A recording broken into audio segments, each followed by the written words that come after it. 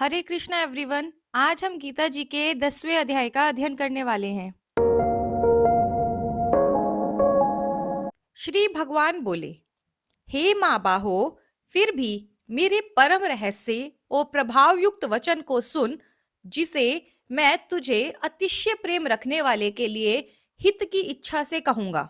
मेरी उत्पत्ति को अर्थात लीला से प्रकट होने को ना देवता लोग जानते हैं, ना ही महर्षि जन ही जानते हैं, क्योंकि मैं सब प्रकार से देवताओं का और महर्षियों का भी आदि कारण हूँ। जो मुझको अजन्मा अर्थात वास्तव में जन्म रहित, अनादि और लोकों का महान ईश्वर तत्व से जानता है, वह मनुष्यों में ज्ञानवान पुरुष संपूर्ण पापों से मुक्त हो जाता है। निश्चय करने की शक्ति, यथार्थ ज्ञान, असम्मूढ़ता, क्षमा, सत्य, इंद्रियों को वश में करना, मन का निग्रह तथा सुख दुख, उत्पत्ति प्रलय और भय अभय तथा अहिंसा, समता, संतोष, तप, दान, कीर्ति और अपकीर्ति, ऐसे ये प्राणियों के नाना प्रकार के भाव मुझसे ही होते हैं। 7 महर्षि जन, 4 उनसे भी पूर्व में होने वाले सनकादि तथा स्वयंभुव आदि, 14 मनु, ये मुझ में भाव वाले सब के सब मेरे संकल्प से उत्पन्न हुए हैं, जिनकी संसार में यह संपूर्ण प्रजा है। जो पुरुष मेरी इस परमेश्वरी रूप विभूति को और योग शक्ति को तत्व से जानता है, वह निश्चल भक्ति योग से युक्त हो जाता है। इसमें कुछ भी संशय नहीं है। मैं वासुदेव ही संपूर्ण जगत की उत्पत्ति का कारण हूँ और मुझसे ही सब जगत चेष्टा करता है। इस प्रकार समझकर श्रद्धा और भक्ति से युक्त बुद्धिमान भक्तजन मुझ परमेश्वर को ही निरंतर भजते हैं।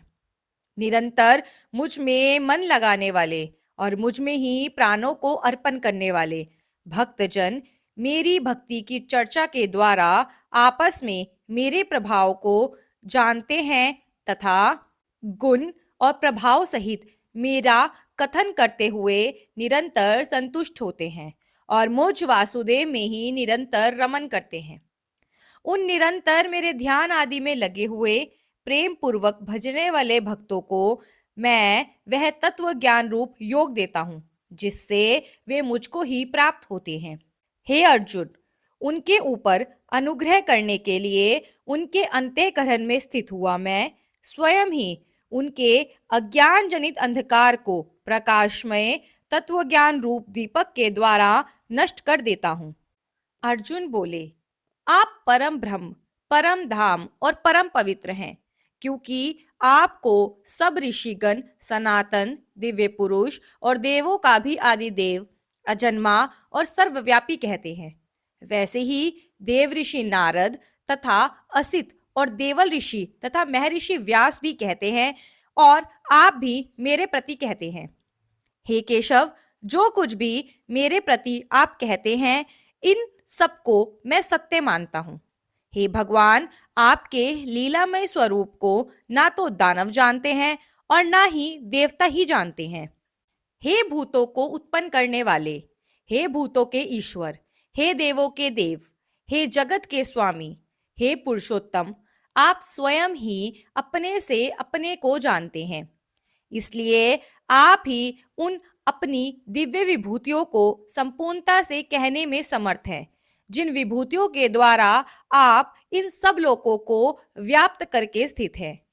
हे योगेश्वर, मैं किस प्रकार निरंतर चिंतन करता हुआ आपको जानूं, और हे भगवान, आप किन किन भावों में मेरे द्वारा चिंतन करने योग्य हैं।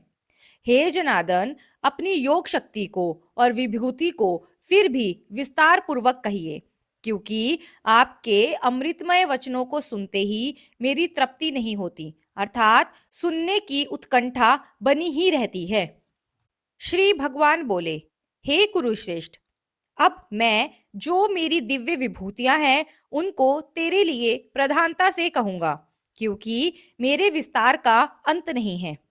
हे अर्जुन, मैं सब भूतों के हृदय में स्थित सबका आत्मा हूँ और संपूर्ण भूतों का आदि मध्य अंत भी मैं ही हूँ। मैं अदिति के 12 पुत्रों में विष्णु, ज्योतियों में किरणों वाला सूर्य हूँ तथा मैं 49 वायु देवताओं का तेज और नक्षत्रों का अधिपति चंद्रमा हूँ। मैं वेदों में सामवेद हूँ, देवों में इंद्र हूँ, इंद्रियों में मन हूँ और भूत प्राणियों की चेतना अर्थात जीवन शक्ति हूँ। मैं एकादश रुद्रों में शंकर हूँ और यक्ष तथा राक्षसों में धन का स्वामी कुबेर हूँ। मैं 8 वसुओं में अग्नि हूँ और शिखर वाले पर्वतों में सुमेरु पर्वत हूँ। पुरोहितों के मुखिया बृहस्पति मुझको जान। हे पार्थ, मैं सेनापतियों में स्कंद और जलाशयों में समुद्र हूँ। मैं महर्षियों में भृगु तथा शब्दों में एक अक्षर अर्थात ओंकार हूँ। सब प्रकार के यज्ञों में जप यज्ञ और स्थिर रहने वाले में हिमालय पहाड़ हूँ। मैं सब वृक्षों में पीपल का वृक्ष, देव ऋषियों में नारद मुनि, गंधर्वों में चित्ररथ और सिद्धों में कपिल मुनि हूँ। घोड़ों में अमृत के साथ उत्पन्न होने वाला उच्चश्रवा नामक घोड़ा, श्रेष्ठ हाथियों में एरावत नामक हाथी और मनुष्यों में राजा मुझको ही जान। मैं शस्त्रों में व्रज और गोओं में कामधेनु हूँ। शास्त्रोक्त रीति से संतान की उत्पत्ति हेतु कामदेव हूँ और सर्पों में सर्पराज वासुकी हूँ। मैं नागों में शेषनाग और जलचरों का अधिपति वरुण देवता हूँ और पितरों में अर्यमा नामक पितर तथा शासन करने वाले में यमराज मैं ही हूँ। मैं दैत्यों में प्रहलाद और गन्ना करने वालों का समय हूँ और पशुओं में मृगराज सिंह और पक्षियों में मैं गरुड़ हूँ।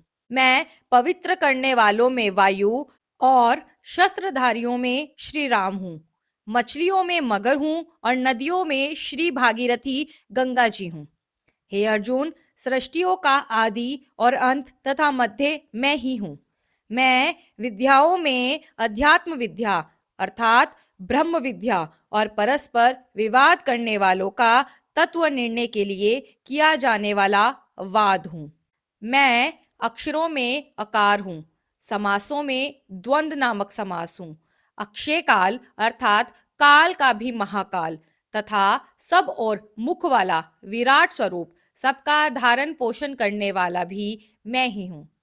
मैं सबका नाश करने वाला मृत्यु और उत्पन्न होने वाला उत्पत्ति हेतु हूँ तथा स्त्रियों में कीर्ति, श्री, वाक, स्मृति, मेधा, धृति और क्षमा हूँ तथा गायन करने योग्य श्रुतियों में मैं बृहत्साम और छंदों में गायत्री छंद हूँ। महीनों में माघ शीर्ष और ऋतुओं में बसंत मैं हूँ। मैं छल करने वालों में जुआ और प्रभावशाली पुरुषों का प्रभाव हूँ। मैं जीतने वालों का विजय हूँ, निश्चय करने वालों का निश्चय और सात्विक पुरुषों का सात्विक भाव हूँ।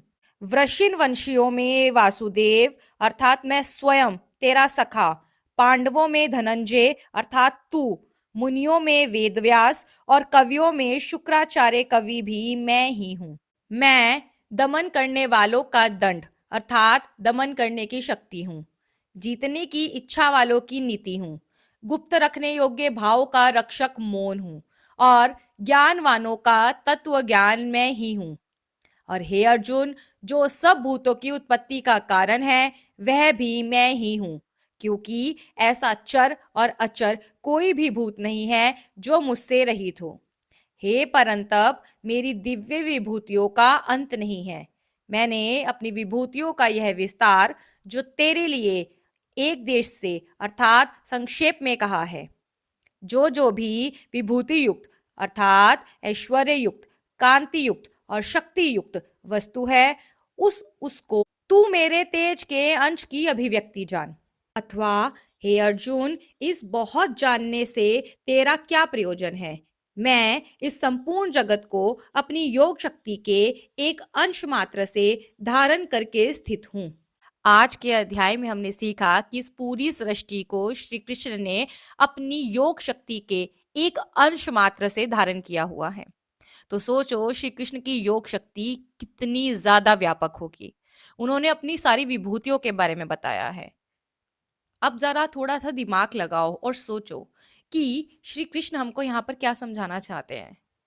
जब सभी में श्री कृष्ण विराजमान है, पहाड़ से लेके, नदी से लेके, हवा से लेके, पानी, सप्तऋषि, हमारे सबके उत्पत्ति कारक मनु, वो सब श्री कृष्ण के द्वारा ही रचित है, श्री कृष्ण के अंश मात्र है। तो हम सब कहीं ना कहीं श्री कृष्ण की ही संतानें हैं।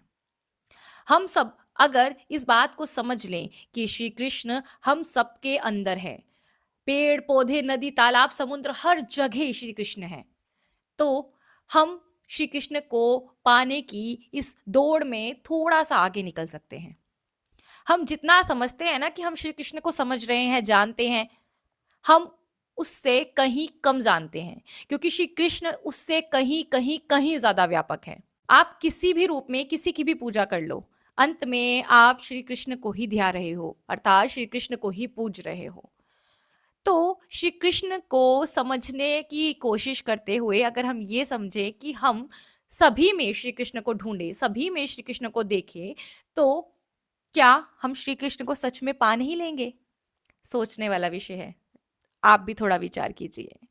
आज का अध्याय अगर आपको अच्छे से समझ आ गया हो तो इस वीडियो को लाइक कर देना, शेयर कर देना, चैनल पर पहली बार आए हो तो सब्सक्राइब करके जाना। मिलते हैं अगले अध्याय के साथ, तब तक के लिए राधे राधे।